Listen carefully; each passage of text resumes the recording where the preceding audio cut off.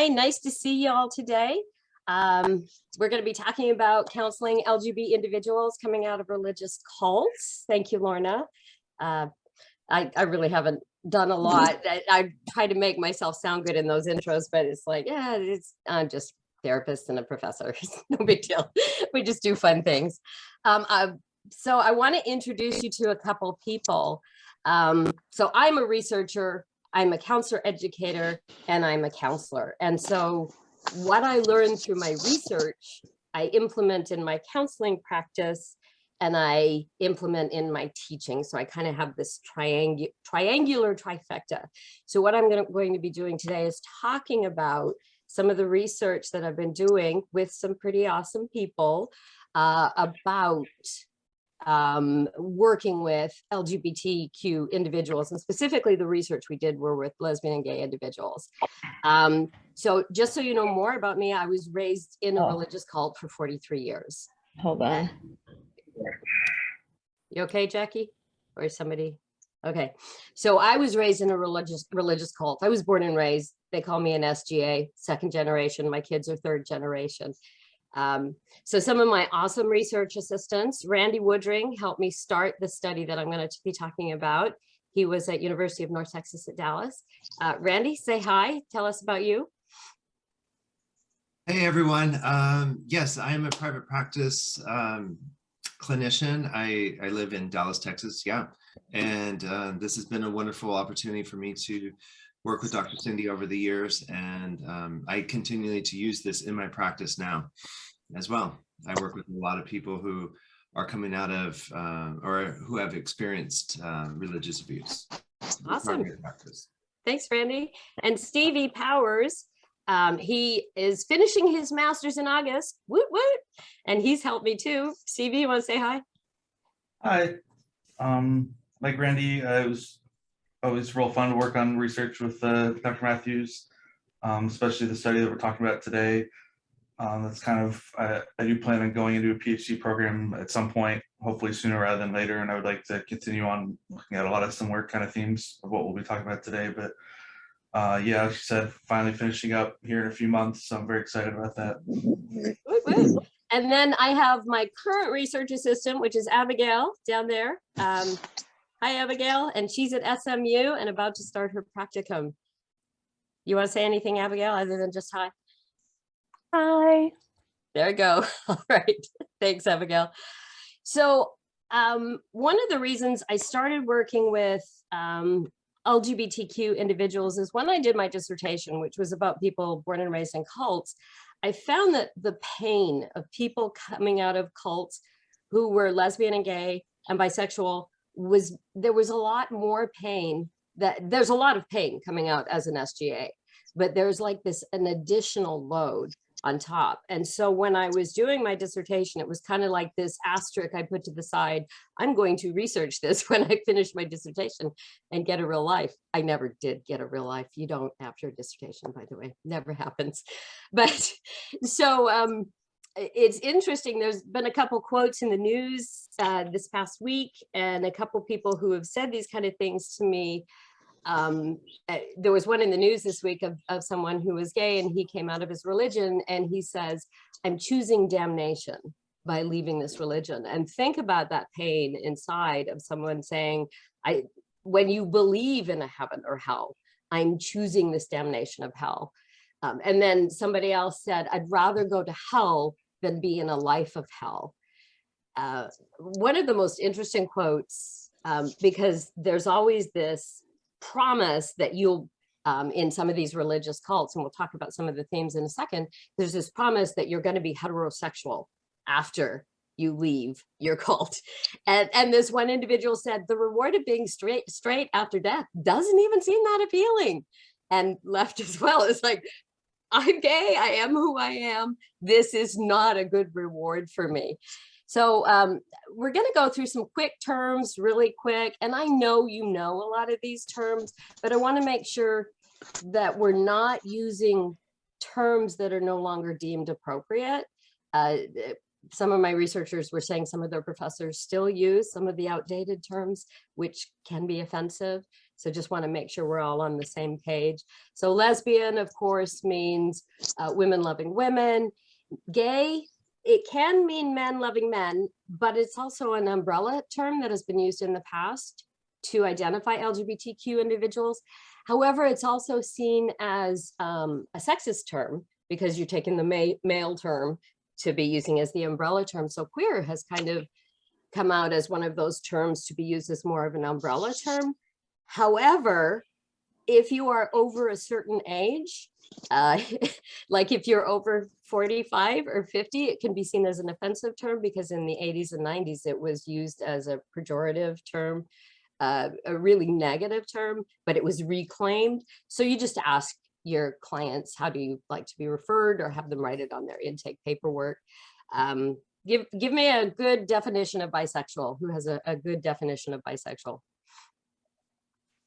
Someone who is attracted to and falls in love with more than one gender. Yes.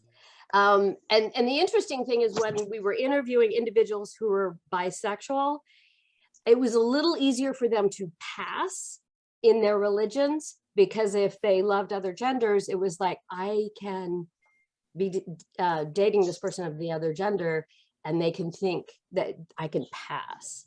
That's also a transgender term, is passing, but it's kind of same kind of concept. What's the definition of questioning? And you got to be really careful here with questioning, because some people think of it as, oh, they must be making a choice, and it's not making a choice. What is questioning? How would you refer to that? You simply haven't decided, you're still wondering about your own sexuality and sexual preferences. Yeah, and careful with the term sexual preference, but you're still wondering, you're still figuring it out. Who am I? Preference kind of looks at who I prefer, like it's a choice. So, but yeah, you're exactly right in terms of, I'm still figuring it out. Who am I? Figuring out my identity. So pansexual is used, but pan means all. So it could also mean transgender individuals. Bisexual generally means male or female attracted to. So that's a good question. So an ally, I hope that's what all of us are. What's an ally?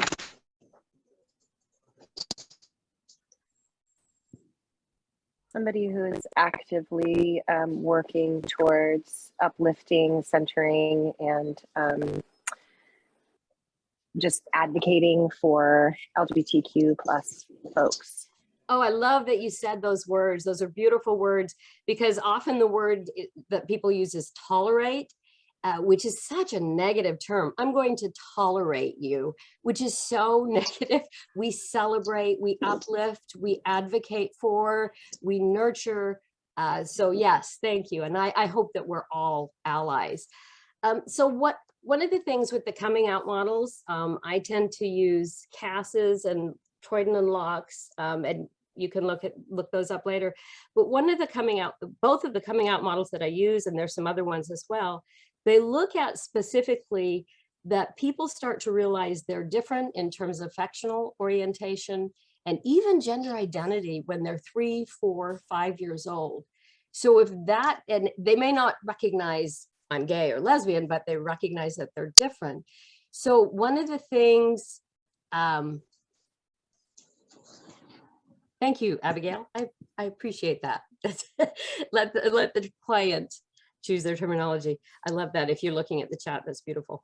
So one of the things in the coming out models, when you recognize that people are identifying within themselves at such an early age, 3, 4, 5, up to 10, that really isn't a choice, that it is a recognizing and figuring out who they are. Most people may come out later, like 15, 16, or 14, somewhere around the teenage years, but they've been thinking about it for years. So the question is it a choice? And one of the things when we look at religious organizations, they always talk about, well, the ones we were working with is choose to be straight, as if it's a choice. So my question to you, is it a choice to be gay or lesbian? It is actually not. Say that again, Jose. It's actually not. I born this way. I know I like guys since I am a kid, like since I was 5 years old. I knew I was different. I was, of course, not able to identify because I didn't exactly knew how the terms work, but it was not a choice. That's who I am. And Well, they made us believe that was a choice. and you're exactly right, Jose. It's who you are. And that's what the research shows over and over again. It's not a choice, it's who you are. And one of the things I started some of my work back in the 2007 working with LGBTQ teens. And the thing that they said over and over and over again was, if it was a choice, I would not choose to be abused or mistreated by my parents the way that I am. And consistently, and now I'm in Dallas, and it, you know, this is part of the Bible Belt, and there's a lot of religious overtones here, but consistently there was the emotional and even physical abuse. 40% of them were physically abused or thrown out of their homes when they came out as gay or lesbian or bisexual. And the parents were saying, this is a choice. And they're saying, if it was a choice, I would have chosen heterosexual. That way I wouldn't have been abused the way that I was. And so I want you to remember that as we're going through this model that we're going to present, that this is not a choice. It is just who you are. Who was it who sang, this is, oh, I can't even remember. Madonna, what song did she sing? This is the way I am, or something. Is, yeah. Anyway, Madonna sang a great song. Can remember who it is. So some of the terms that we don't use, so no longer do we use, Lady Gaga sings Born This Way. Thank you, Emily. Madonna, Lady Gaga. There you go, one of them. So we don't use the term homosexual anymore. It was used in as a term of dysfunction or sickness, and it was taken out of the DSM in 1973. So we use the term LGBTQ. There's also GE, which is gender expansive, which has just been kind of added to the alphabet there. But we always ask our clients how they like to be referred to as, and you can even ask that on your intake. Don't make an assumption that you're going to be called queer, you're going to be called gay, that you ask your clients. We don't talk about lifestyle, the gay lifestyle, because it's just life. Is there a heterosexual lifestyle? No. Is there a gay? It's just living. So we don't talk about a lifestyle. We don't talk about sexual preference or sexual choice, because it's not a choice. It is the way that individuals are. We don't utilize reparative therapy or conversion therapy. And reparative therapy or conversion therapy, if you're not familiar with it, is trying to change you from LGBTQ to heterosexual, or even with gender identity. If you're born male, they try to change you back. So what happens with the research is shown is reparative and conversion therapy causes more depression, more suicidal ideation.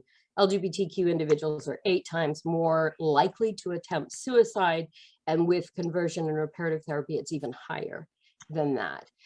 So the American Counseling Association, American Psychological Association, American Pediatric Association, American Medical Association, all of them have made statements that this is against their code of ethics, that we do not do this.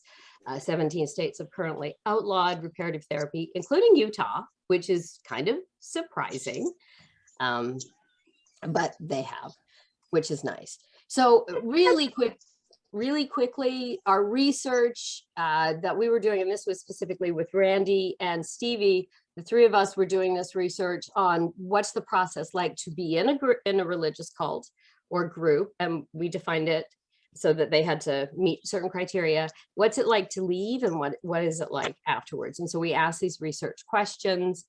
Thank you, Abigail, for answering questions. And we can hold most of the questions until the end, so let's do that. So so the literature review is that we saw that suicidal ideation was higher for people coming out of high demand religious organizations or cults. We found some of the research showed that there were a lot of negative coping skills, drugs, alcohol addiction. Family responses were saying, that should say, love the sinner. Sorry about that, not the sin. Whoops. They became cut off from the family, and the teachings and doctrines were against being LGBTQ, and we're talking about it being a choice. there was some great research done by somebody named Matthews and Salazar, that was my dissertation, that talking about there's a lot of emotional themes of guilt and shame and anger and trauma coming out of a cult and the family response. And okay, it was my research, but you know, it's okay. It's all right. So our study, we did interviews and focus groups with 25 individuals who identified as lesbian, gay, and bisexual. We did have some identified as transgender. We're holding off for that as a next study.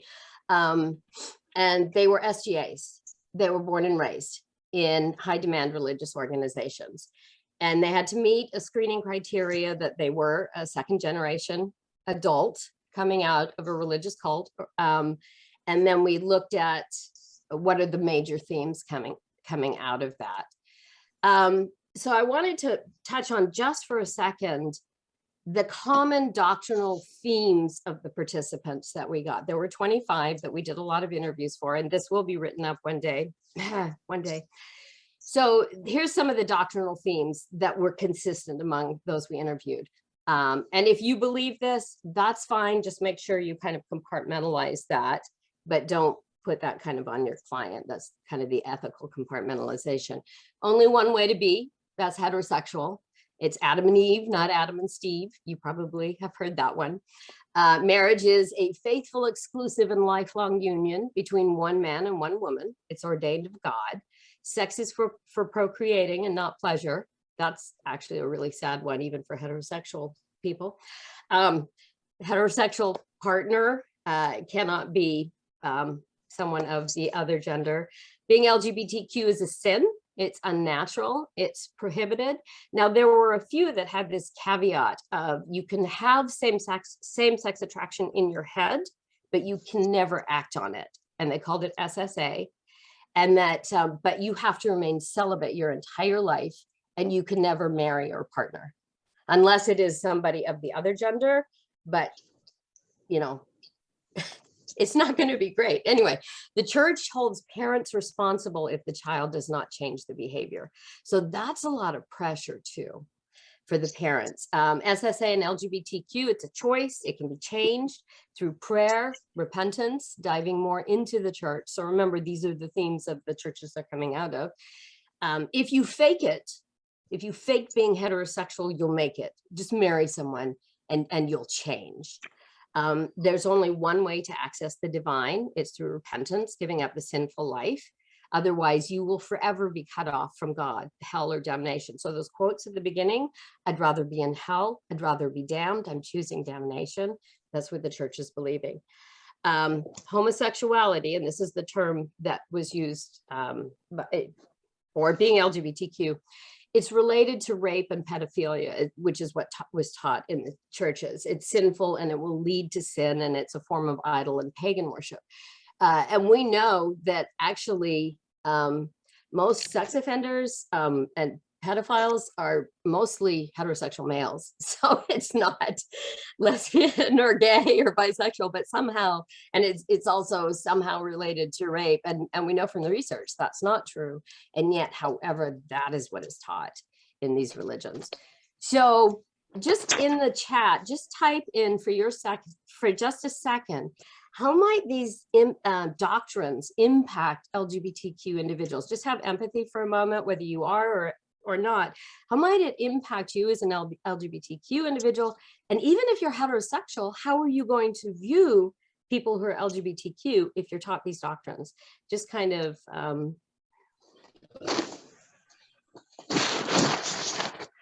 Deborah, thank you for adding that. I just saw that Canada said that the no conversion therapy. I just saw that. I was very excited. I'm Canadian. Shame, internalized homophobia, self-hate, absolutely. Shame, condemnation, self-loathing. I was a mistake. Oh, Mia. Yes. Negating my existence, self-hatred, fear of authenticity, lack of secure attachments. Yes. Fear, isolation, hopelessness. It normalizes oppression. Yeah, it does. It impacts me so bad that I try against my life many times. Jose, I'm sorry. I want to give you a hug for that. Ongoing trauma of being told your existence is wrong. Yeah, loveless relationships, confusion, wondering if you asked in your research regarding permission to question or questioning is a sin. Deborah, we will get that. Questioning was a sin. Questioning was also a sin. you know, like questioning your gender identity and yes. Lonely, isolating, dehumanizing, demonizing, absolutely. And even for heterosexual individuals, even if you're going through questioning, and I was really glad, I have a 24-year-old son, I was really glad we were out of our cult by the time he was a teenager, because as he went through his questioning phase, he felt free to question.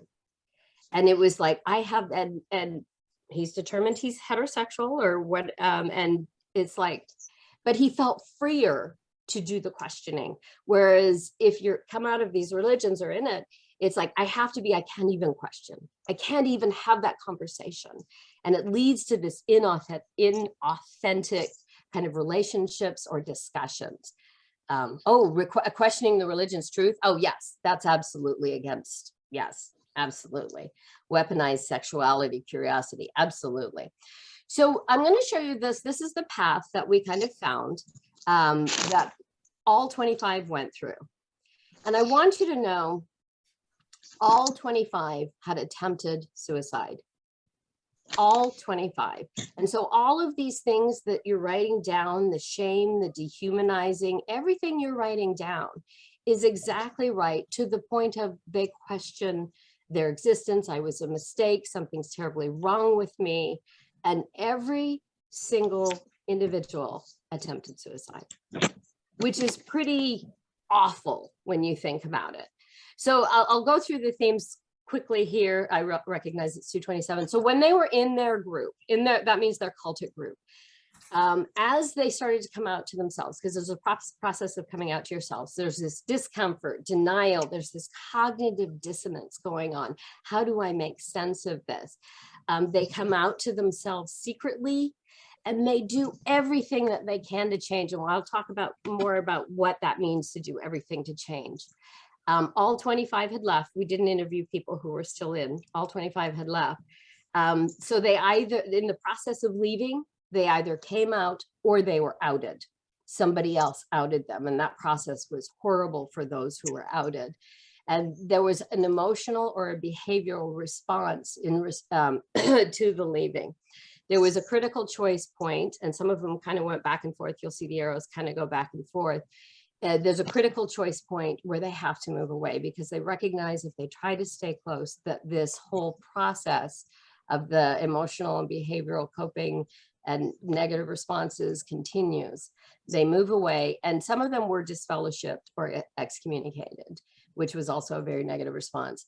After the group, what's really interesting, SGAs in general come out and are very lonely. They don't have somebody to go to. Whereas it's really interesting with LGBTQ individuals, almost in most larger cities, you can move and find an LGBTQ neighborhood, or you can find some LGBTQ churches, not all, but most of them. After the group, they found a new family. They created a new family. We call that a family of choice. That is the choice, is finding people like-minded. They created a new identity, and almost every single one of them became agnostic or atheist, or created a new spirituality, because the God that they believed in over here, they didn't think was a loving God, and that they could stay with that God. Anyway, so let me go through these kind of quickly. So being in the organization, this is really important to understand if you're working with people who are in their groups. There is a discomfort and denial. I'm not gay, it's just a temptation. Or the rationalization, I just think he's really nice. I just really admire him. And yes, anyway, he's just a really nice person. Then they come out to themselves. I'm gay, but I can still be. And so if you look at some of the famous people coming out, there was, David Archuleta this week. There was another guy from a group. What was Randy, you remember the band that came out with that really good song, Losing My Religion. There was a guy who came out, and at first he was like, I could do this. I could stay this organization. And then the process, the song was Trash. Yeah, who's the group? I can't remember. I can't remember who did Trash. It was very good though. Yeah, you'll remember. And here's the thing that, John, I am too. So do everything that they can to change. In these groups, they really work hard to change. They pray, praying the gay away. They fast, they go without meals, they try to do reparative therapy, they confess, they repent, more scripture reading, more doctrinal reading, they go on church or group service, mission trips, baptism, they even marry a heterosexual individual. And they try to do everything that they can. The problem is that it's not who they are. And so they go through a lot of emotional responses, depression, anxiety, and decide that they need to leave the group at some point. So while they're in the group, their emotional responses are depression, inner distress, turmoil, shame, guilt. I am bad, I'm a horrible person, not just this is a sin I can confess and get rid of. There's anger, frustration, suicidal thoughts, and like I said, all 25 attempted suicide from our group. Behavioral responses while they're in: cutting, suicide attempts, drinking, drugs, and running away. They come to a critical choice point of leaving. All of them attempted suicide. Some were disfellowshipped and shunned. Guilting from the family. If you loved me, you would stay. Shaming, you're choosing to do this. Silence from the family. And this is a consistent painful thing, not only from LGBTQ, but just in general, is that the family chooses the church over the person. And how painful is that? That parents or brothers or sisters or siblings or cousins whom you've grown up with and loved, and they choose the church over you. And that's just a gut punch. That is just really painful. They all either moved or ran away, which was a key element. It's a key element. And they realize, I can't stay in and stay close to my family. I can't stay close to this church. And they lose their family in the process. They leave, they create a new identity, new support, LGBTQ community from a former group. So like if they were whatever group that they were, they find, and having online resources is wonderful because you can create groups online, Facebook groups, even though Facebook is going down, or whatever, Reddit, or even in the city that they are. They create a new spirituality, agnostic, atheist. I will not believe in a God that hurts me and doesn't love me, creating a new spirituality, new identity. And this is really interesting with the creating new identity. There's lots of experimentation. So we're talking experimentation with drugs, with alcohol, with sexuality. It's not acting out, it's experimenting. So it's not seen as a negative thing. It's just, I have never had this freedom to explore. It's more exploration and experimentation. So be careful in your narrative when you're talking to somebody. I see that you're acting out, which is seen as really negative. It's exploration. They have not had this chance or opportunity to even go through that questioning phase. So even when I work with 45 and 50-year-olds who come out of their cult later, and they, and they had married a heterosexual individual, and they come out at 45, 50, they still experiment. They still explore because they don't know who they are. They never had that choice. They never had that ability. And they look at, what does it mean to have a healthy relationship? They've never had that authenticity in a relationship. What does it mean to have these kind of discussions and have that kind of intimacy? And those were the themes that we found pretty consistently throughout the 25 people. So overarching themes: discomfort and denial for so long while in, trying so hard to stay, very much perfectionistic tendencies, strong emotional behavioral reactions and experimentation once leaving. Sorry, I spelled that wrong. I love it when I spell wrong. Loneliness, shame, guilt, suicidal ideation, distancing from the family in order to get healthy, and creating a new life and a new identity, and spirituality after the cult. I love the website. Trevor, what's it called? Trevor. Trevor Project? The Trevor Project. The Trevor Project. Thank you. The Trevor Project, because it really talks about there is hope. And that, yes, thank you, Randy, Trevor Project. And there's even another website where all these famous people are putting videos together of all there is hope. And there was this consistent theme of there is hope after leaving. It's not this eternal hell and damnation, which they felt while they were in. So again, while they're in the group, lots of discomfort, denial, they come out to themselves, they do everything that they can to change. While leaving, emotional responses, critical choice point, and then after the group, creating new family, new identity. And here's a consistent theme that as you're working with somebody in counseling, as the distance from their family increases, their mental health increases. The more they stay close to their family, both in distance and in intimacy or being a part of, the unhealthier their mental health would be, which is really sad. I mean, that's heartbreaking. I think we only had one case of the 25 where the father left with the son. And that was not the case. When the father left, the mother stayed in. The father left, actually divorced the mother. And that increased because they left together, which is really interesting. So counseling. I want to talk just a minute about counseling. We asked them what were their counseling experiences like.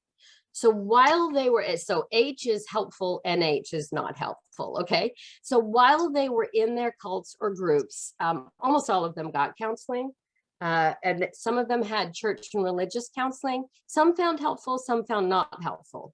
What was helpful is if somebody in the church actually listened and validated them.